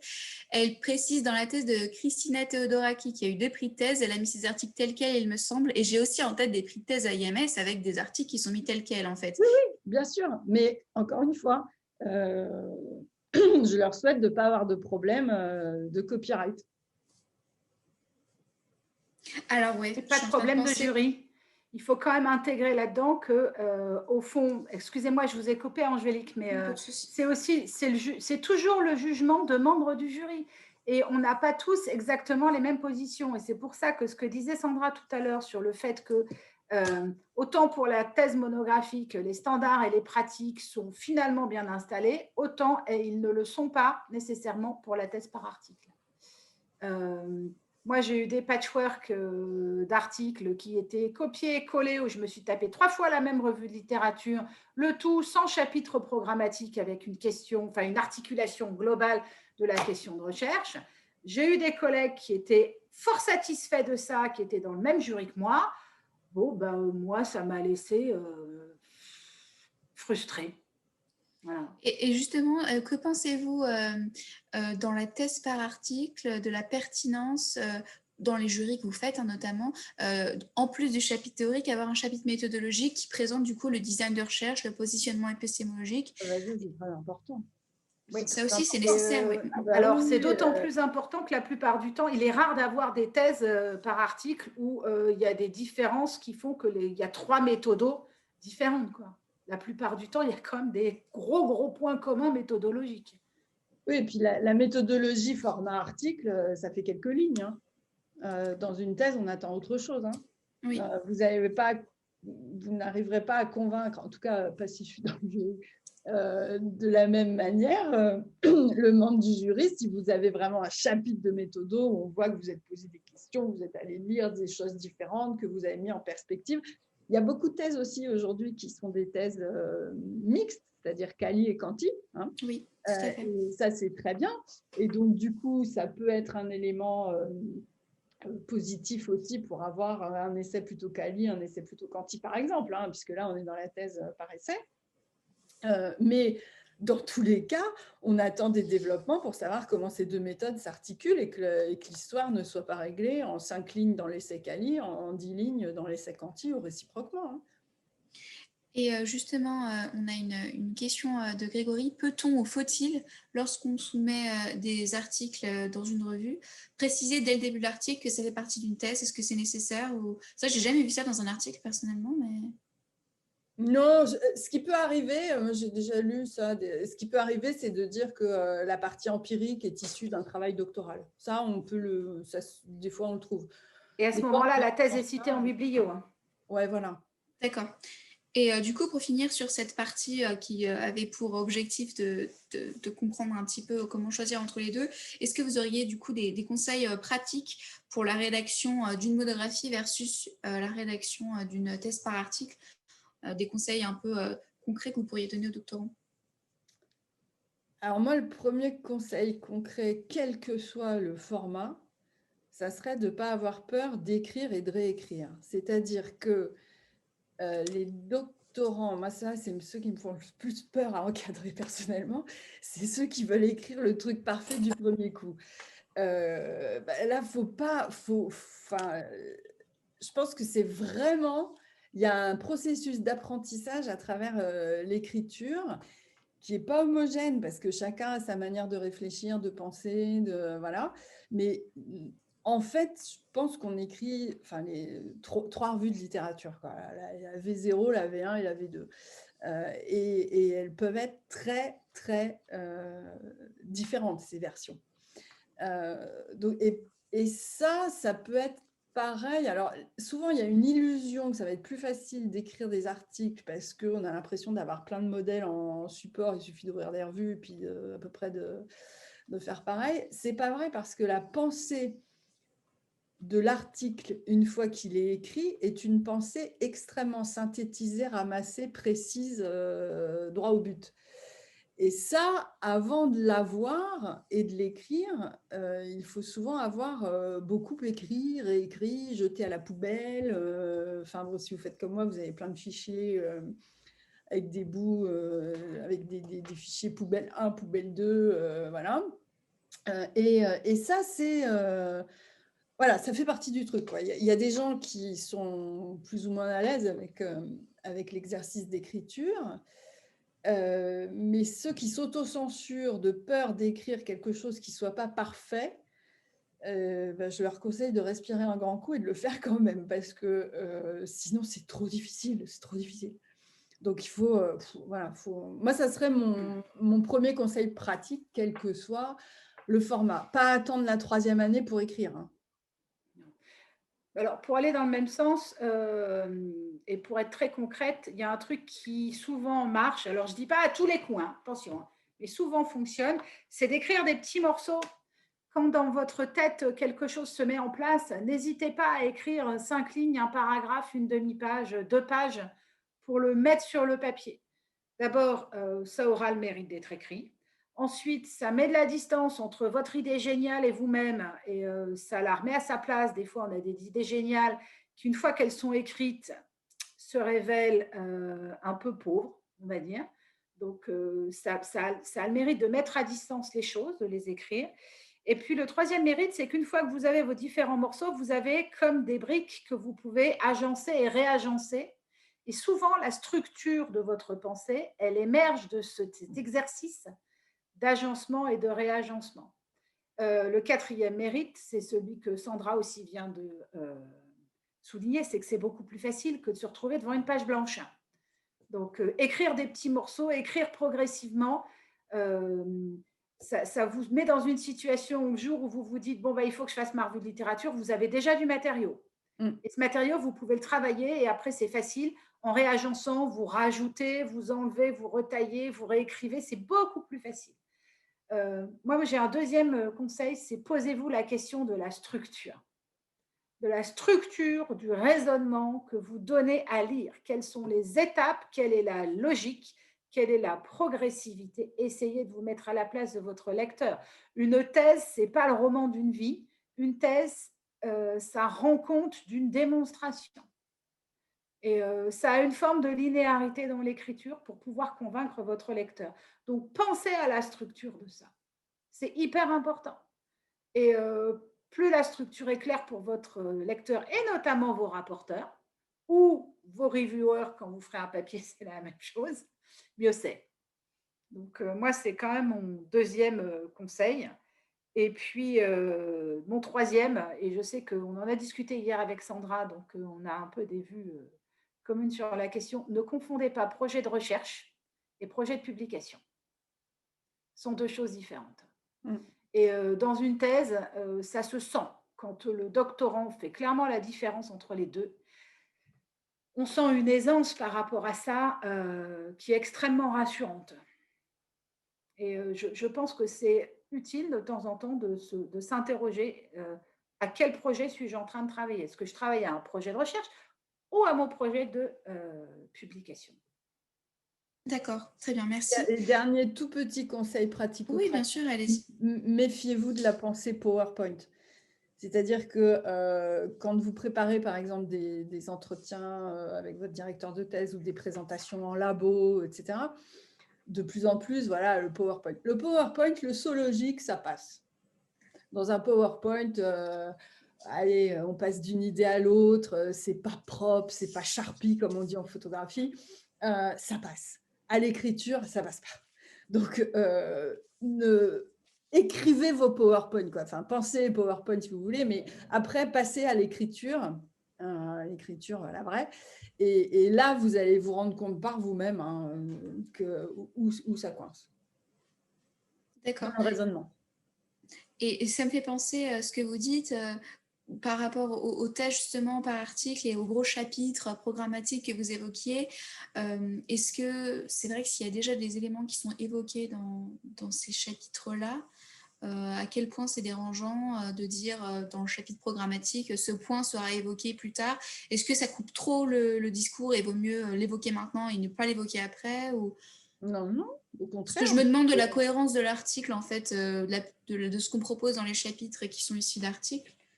Ou est-ce que je veux être sûre que c'est pas gênant quoi, d'annoncer qu'on va en parler plus tard. Je ne sais pas si on parle de la même chose, mais moi j'appelle ça les petites balises. C'est-à-dire que vous pouvez jalonner le long du document, quelle que soit sa forme, encore une fois, de petites balises pour aider le lecteur à se repérer, le prendre par la main. Et encore une fois, moi ça m'arrive souvent. Je crois que je commence toujours par l'introduction générale pour savoir de quoi ça parle. Mais après, ça m'arrive assez souvent d'aller direct à la méthodo. Et après, je reviens en arrière. Mais ça dépend. Il y a des directeurs, des membres de jury ou des gens qui vont lire, et puis d'autres qui vont aller directement à la fin. Une thèse, ce n'est pas forcément un document, un roman, si vous ne le prenez pas du début à la fin, normalement, il y a une progression, on ne comprend rien.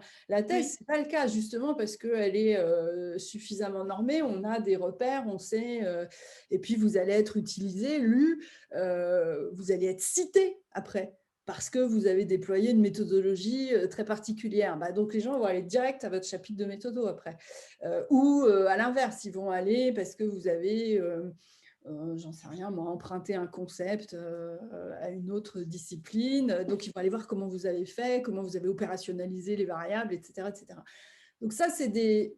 Vous pouvez mettre des petites balises en disant, on reviendra sur tel point, dans tel chapitre, ou comme il a été évoqué précédemment, tac, tac. Ça aide le lecteur. Hein. Tout ce qui aide le lecteur est bon à prendre. Hein. Les tableaux, les schémas de synthèse, les introductions, les conclusions de chapitres, là, pour le coup, feuilleter des thèses. Il y a eu des très bonnes thèses ces dernières années, la IMS en particulier. Donc, allez-y, hein, feuilletez. D'accord, merci. Et il y avait une question qui avait été posée lors de l'inscription. Quelqu'un voulait qu'on revienne sur les risques, en fait, les risques qui étaient liés à la monographie et les risques liés à la thèse sur article. Donc, je ne sais pas si vous pourriez nous synthétiser les risques de ces deux formats, les pièges dans lesquels il ne faut pas tomber. Alors, risque numéro 1, attention, c'est votre travail. Donc, si vous avez fait une thèse monographique, faites attention de ne pas valoriser sous forme d'article avec des gens qui signeraient à vos côtés et qui n'auraient pas... qui ne pourrait pas revendiquer la paternité du travail. Je ne suis pas en train de dire que c'est interdit de publier avec son directeur après, ou c'est pas ça, mais pas sur ce qui constitue le cœur de votre travail. Quoi, voilà. Après, oui, vous pouvez, bien sûr, au contraire, hein, c'est toujours un plaisir, mais il y a souvent des idées, on se dit, ça, on le fera après, mais après la thèse. On ne le met pas dans la thèse, on le fera après la thèse. Voilà. Donc, il peut y avoir des choses comme ça. Donc, attention à la valorisation qui peut être faite de la thèse après, et c'est d'autant plus vrai parce que ça se pose avant, a priori, si vous faites une thèse par article. Hein. Donc ça, pour moi, c'est le risque numéro 1, c'est que c'est la thèse, c'est la vôtre, c'est l'idée que vous voulez défendre ou les idées que vous voulez défendre. C'est à vous. Et ce n'est pas facile de dire non. Je sais très bien qu'il y a certains doctorants dans des laboratoires qui, voilà, enfin, je le sais pour l'avoir vécu quand j'étais à l'école doctorale où ils venaient me voir. C'est pas si facile que ça de dire non et il ne faut pas hésiter parce que vous trouverez toujours des gens qui vous aideront à intervenir auprès de... Parce qu'il y va de votre avenir professionnel. Alors, pour pas qu'il y ait que des risques à la thèse par essai, je dirais que la thèse monographique, un des risques, c'est l'enfermement. Attention, parce que parfois, il y a des thèses monographiques qui sont réalisées dans une sorte de huis clos entre le doctorant et son directeur de thèse. Ça se fait de moins en moins, mais on en croise encore. Et en particulier parce qu'on ne ressent pas dans une thèse monographique le besoin d'aller communiquer en conférence, de rencontrer du monde, etc.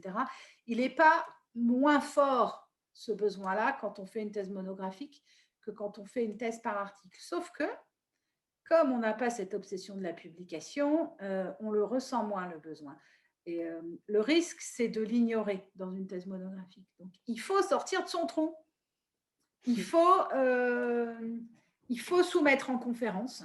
Oui. Et alors là, je fais un peu de la pub à IMS, mais vous me le pardonnerez, mais pour moi, c'est votre première audience.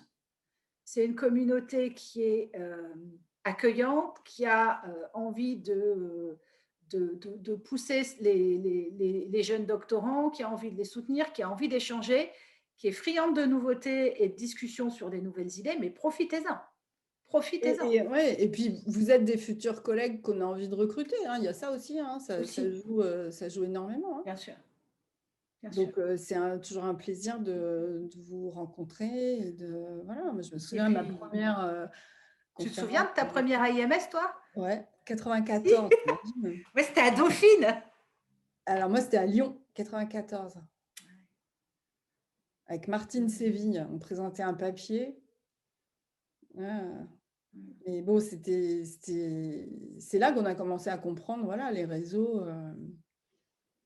C'est sûr que participer à ce genre d'événement aide, ouais. Oui, non, mais c'est vraiment important. Puis c'est là où vous avez, enfin voilà, on a noué des relations, des trucs.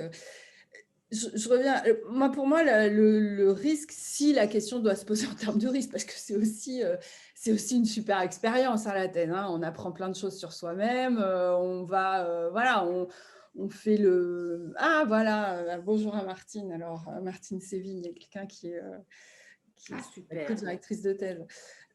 Et donc, oui, je reviens sur les risques. Il n'y a pas que des risques, hein, il y a aussi plein de joie, hein, et notamment quand on arrive à avoir des retours sympas, comme c'est le cas à l'IMS, dans une communauté bienveillante, des éléments de progrès, des encouragements, des gens qui vont vous dire ah ben venez rencontrer telle personne à la pause, il a travaillé sur un sujet proche du vôtre, etc. Voilà, c'est comme ça qu'on apprend, des idées d'articles naissent autour des machines à café. Enfin voilà, c'est vraiment fondamental. Et n'oubliez pas que le binôme que vous formez avec votre directeur de thèse, alors des fois c'est des trinômes parce qu'il y a des co-directions, mais enfin, c'est plus rare, mais c'est un mariage mais à durée déterminée. Hein. Donc il faut savoir rompre le contrat. Ça, c'est important.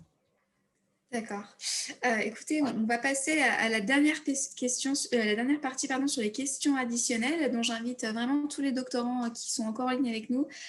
C'est le moment de poser vos dernières questions et du coup, je laisse la parole à Audrey qui a noté les quelques questions sans réponse pour le moment du chat. Alors, dans le chat, il y avait Marius qui demandait, qui disait qu'un chercheur évoquait sur Xerfi que la thèse il y a plus de 30 ans ressemblait à une HDR d'aujourd'hui. Que cela vous inspire-t-il concernant la monographie d'aujourd'hui, qui est peut-être en gros un gros article sur la forme? Je peux là? Oui, alors là, je pense que ça m'inspire la même chose qu'à toi. C'est pas vrai. C'est pas vrai. Non, mais attends, le truc, c'était mieux avant et on faisait des trucs mieux avant, mais bon, bref, voilà. Ça mérite même pas qu'on y passe la temps. C'est quoi une HDR d'aujourd'hui? Moi, à chaque fois que j'en lis, elles sont toutes différentes. Donc, non. Voilà. Et ça voudrait dire que les thèses d'hier étaient meilleures que les thèses d'aujourd'hui? C'est ça que ça voudrait dire? Mais quel âge a cette personne? Dites-nous qui c'est qu'on aille le voir. Non, je pense qu'il y a une différence, en revanche. C'est qu'il y a 30 ans, c'était la quantité de connaissances disponibles dans le champ était moindre. Déjà, il n'y avait pas Internet. Hein. Voilà. Il n'y avait pas Internet. On accédait, on était moins en relation les uns avec les autres. Et les thèses, elles étaient moins approfondies que ce qu'elles sont aujourd'hui. Et pour avoir du contenu, elles ratissaient donc plus large. Vous faites une expérience qui est toujours intéressante, c'est relisez des papiers des années 70 dans les grandes revues. Vous serez parfois étonné de la différence qu'il y a de structuration, de profondeur, de force de l'argumentation avec les papiers qui ont été publiés les 20 dernières années. Parce qu'il y a des choses qui se sont transformées, parce que l'accès qu'on a à la communauté internationale est beaucoup plus important, tous les membres de la communauté internationale. Et donc, le rapport entre la profondeur et la largeur des considérations qui sont développées n'est pas du tout le même que celui qu'il y avait il y a 30 ou 35 ans. Voilà. Moi, c'est ça la différence que je vois. Mais certainement pas que les thèses d'aujourd'hui seraient monographiques, seraient des espèces de gros articles, mais c'est n'importe quoi. Au contraire, je pense qu'elles sont beaucoup plus rigoureuses. Oui, oui, oui. Enfin, le niveau, et puis même, c'est même pas la peine de remonter à 30 ans. Nous, on fait partie, Isabelle. On avait dit qu'on ne dirait pas ça. Oui, mais de la génération où on a fait des gros chapitres d'épistémologie, des gros... Ça se fait moins, et voilà. Enfin, une thèse, ça répond aussi à des problèmes du moment dans les champs concernés du moment. Donc, c'est pas... Enfin, autant relire, il y a certains papiers, des articles vraiment très, très importants, les relire, on se dit oui, bon, bah, d'accord, on n'a rien fait de mieux depuis. Autant quand on relit certaines thèses, alors là, pour le coup, on n'a pas tout à fait la même impression. Hein. Okay. Tout à l'heure, on parlait de plagiat et d'autoplagiat, et Mireille nous pose la question, c'est est-ce qu'on peut demander la non-diffusion de la thèse pour mettre ces articles tels que pour éviter les problèmes de copyright? Alors ça, c'est une très bonne question. C'est une très bonne question. Moi, je ne conseille pas ça. Hein. Je ne vous conseille pas du tout de cocher la non-diffusion. Mais c'est une très bonne question parce que, en fait, c'est ce que font certains juristes. Vous savez que les thèses en droit sont publiées telles que sous forme d'ouvrage. Et il y a, alors, en droit, ça obéit un petit peu à d'autres logiques, mais il y a des éditeurs qui sont très prestigieux, des éditeurs un tout petit peu moins prestigieux, mais prestigieux quand même. Et selon le niveau de votre thèse, selon vous avez accès ou pas à tels éditeurs. Et certains font ce choix, certains doctorants en droit font ce choix parce qu'ils savent, ils ont conclu un contrat d'édition avant avec un éditeur, etc. Moi, je ne vous conseille pas du tout de faire ça parce que nous, on n'est pas du tout sur ces logiques-là. Et comme vous traitez de problèmes qui sont liés peu ou prou à l'organisation, au collectif de travail, voilà, bah, ça veut dire que vous allez vous priver de discussions super intéressantes, vous allez vous priver de lecteurs, vous allez vous priver, mieux vaut faire l'inverse et prendre le risque ou prendre sa chance d'être lu 2 fois, une fois avec une version mode thèse et une fois avec une version en mode papier retravaillé. Hein. Ok. Est-ce que la thèse peut être complètement écrite en anglais? Oui, bien sûr. Elle peut être soutenue en anglais, elle peut être écrite en anglais. La seule règle, alors là, je vous invite à lire l'arrêté sur la formation doctorale du 25 mai 2016, qui est le texte de 4-5 pages qui régit voilà, le doctorat. Tout ça peut se faire en anglais. La seule différence quand la thèse est rédigée en anglais, c'est qu'un résumé étendu en français doit être joint au moment du second dépôt, je crois. Ok. Et avant-dernière question, est-il possible de citer de la même manière un chapitre qui aurait été publié durant une conférence lorsqu'on fait une thèse par monographie? Alors, attendez, refaites-la à l'endroit. Est-il possible de citer de la même manière un chapitre qui aurait été publié durant une conférence, donc j'imagine un papier, alors que l'on fait une thèse par monographie? Ben oui, bien sûr. Bien sûr.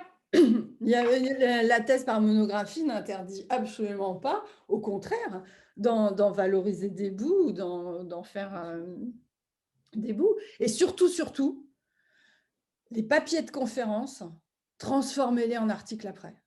Okay. C'est-à-dire, soumettez-les. En fait, aujourd'hui, le tempo fait que vous pouvez envoyer un article et, dans une revue et en présenter une version voilà, préparatoire, qui est bien sûr s'il n'est pas sorti, hein, dans une conférence. Mais surtout, ne vous arrêtez pas au papier de conférence. Allez au bout. aller au Et, bout de transformer l'essai. pour ça, vous avez en plus sur les bonnes conférences, alors IGOS fait exception parce que le fonctionnement est différent, mais vous avez des retours d'évaluation avant l'acceptation du papier. Donc, vous avez une première source d'enrichissement et vous avez une deuxième source d'enrichissement qui sont les discussions au moment de la présentation du papier. Et au moment de la présentation du papier, attention, parce que souvent, on est un peu frustré, voire énervé par certaines questions.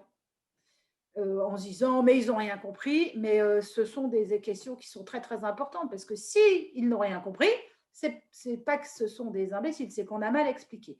Donc tout ça, c'est des éléments qui sont à prendre en compte pour réécrire le papier et le transformer en une soumission pour un journal. C'est hyper important. Et n'attendez pas. Nous, typiquement, on ne faisait pas ça, mais on a appris à le faire sur le tard, donc n'attendez pas. Prenez contact direct avec des éditeurs. D'abord, il y en a dans toutes les bonnes conférences, hein, Meet the Editor, etc. Allez à Meet the Editors. Voilà, allez à Meet the Editors. Allez les rencontrer, mais sinon, envoyez-leur des mails en disant, voilà, j'ai un papier de conf, j'ai présenté, voilà, c'est ça, voilà le papier, j'envisage est-ce que votre revue, sur tel angle d'attaque, je peux y aller ou pas?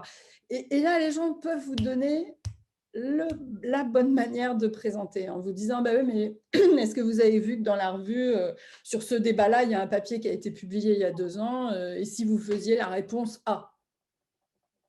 Voilà, ça c'est, faut prendre sa chance, les gens vont pas vous, faut oser quoi, hein, c'est comme ça qu'on apprend. Ok.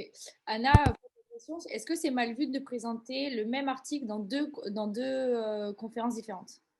Ben non. Alors, je peux vous dire, alors en fait, je me permets de répondre à cette question-là parce que c'est un débat qu'on a eu là au sein du CA de l'AIMS parce qu'on est en train de retravailler la section déontologique du site et on voudrait y faire une section questions posées fréquemment et celle-là en fait partie. Deux conférences la même année, le même papier, ça passe. En revanche, parce que ça passe parce que vous tentez votre chance, c'est de bonne guerre, on fait tout ça. En revanche, refiler le papier de la conférence X d'il y a 2 ans à la conférence Y de cette année, ça passe pas. Parce que les conférences, elles sont faites pour aller tester des idées, pour discuter des projets, pour les faire avancer. Donc, on peut discuter un projet à un stade d'avancement donné dans différents endroits une année donnée. Mais 2 ans plus tard, le papier il a avancé, le projet a continué à se développer, donc vous avez d'autres choses à discuter. Donc, vous pouvez soumettre un nouveau papier sur le même projet, mais mécaniquement, il sera différent, ou au moins en partie. Et à ce moment-là, vous le mettez, vous débrouillez pour trouver une formule qui indique que voilà, c'est un work in progress qui, depuis ses dernières présentations, a continué à évoluer, mais du coup, ce n'est pas le même papier. Oui, et sinon, c'est de l'autoplagiat. Et si vous visez une très bonne revue avec un papier, hein, il n'est pas rare que quand vous regardez des super papiers d'OrgScience ou d'ASQ, dans les remerciements, moi je les lis toujours en me disant peut-être qu'un jour j'en écrirai. Et bien, il est toujours écrit, on remercie les collègues machin et machin de 3-4 confs. Hein. Donc, on se doute bien que ce n'est pas le même papier qu'ils ont présenté, mais l'idée tourne. Une idée peut tourner sous la forme de 2-3 papiers qui ne sont pas forcément les mêmes. Hein. Quand, par exemple, si vous allez un peu au même track d'Egos pendant 2-3 ans, vous n'allez pas y aller avec le même papier, mais ça peut être le même fil que vous avez tiré ou le même terrain que vous allez exploiter différemment sur 2 ans d'intervalle. Mais sinon... c'est très dur d'avoir 3 idées par an différentes hein, quand même. Hein. Mais pour avoir été en position pour certaines conférences de gérer les papiers où il y avait une très très large proportion justement de redites par rapport à des versions antérieures, on voit clairement la différence entre des papiers pour lesquels la redite, en fait, c'est la revue de littérature, mais le reste, il est clair que le projet a continué d'avancer. Et à ce moment-là, c'est des soumissions qui sont tout à fait légitimes pour peu que l'auteur cite ses travaux passés pour rendre… Voilà. Et puis, il y a les papiers dans lesquels c'est juste la reprise de quelque chose qui n'a pas avancé. Donc ça, c'est un problème. Ah oui, non, ça, c'est pas possible. Là, il y a une question très importante hein, dans le chat. Peut-on proposer son papier à des revues différentes en même temps? Alors là, la réponse, c'est claire et nette. Non, absolument pas. D'ailleurs, quand vous soumettez, souvent, vous cochez une case dans laquelle vous attestez sur l'honneur que ce papier n'est pas en soumission ou au cours de révision ailleurs au même moment. Et même si je peux me permettre, il y a certaines revues, ça m'est arrivé il y a pas longtemps, s'il a été déjà soumis à des revues précédemment, il demande carrément le numéro du manuscrit. Vous savez, quand on soumet, il y a un numéro de manuscrit. Et dans certaines revues, il demande, s'il a déjà été envoyé à une revue précédemment, d'envoyer carrément le numéro du manuscrit précédemment envoyé dans une autre revue. D'accord. Donc, si je peux me permettre de donner des petits tips. Oui, non, mais non, là, ça se fait pas. En plus, bon, très clairement, si un papier, vous pensez qu'il peut être envoyé en même temps à… Allez, on va prendre que des revues francophones, mais à management, arrobas, à la RFG et à, je ne sais pas, gérer, comprendre, bah, quelque part, c'est que le ciblage du papier est un peu bizarre parce que normalement, un papier, il colle quand même à la cible. Les revues ont des lignes éditoriales, on n'écrit pas pareil le papier. Commencez pas à écrire un papier sans vous demander à quelle revue vous allez l'envoyer. Ça, c'est… là, vous allez gagner du temps, là, pour le coup. Et puis, les formats sont vraiment différents. Hein. Ouais. Mais en tout cas, la réponse est clairement non. Hein. Là, autant, tout à l'heure, on a répondu sur des conférences. C'est pas pareil.